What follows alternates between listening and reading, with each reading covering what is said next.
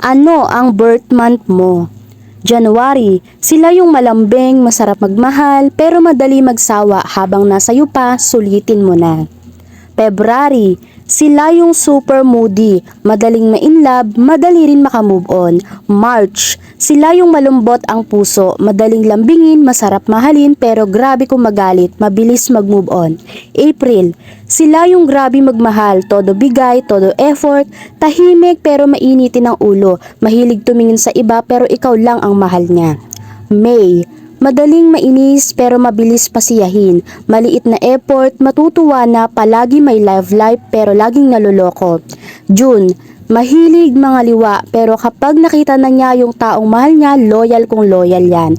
July, sila yung mga taong hindi mabilis magtiwala, handang masaktan, mapasaya ka lang. August, joker pero may tinatagong problema, masarap kasama, masiyahin, hindi showy, sakto magmahal. September, stick to one, loyal pero madalas lokohin, kaya matigas ang puso, masarap maglambing. October, pag pinakita mong sa kanya ka lang at sayo lang din siya, pero pag niloko mo, mas maloko yan sayo, mapang-asar.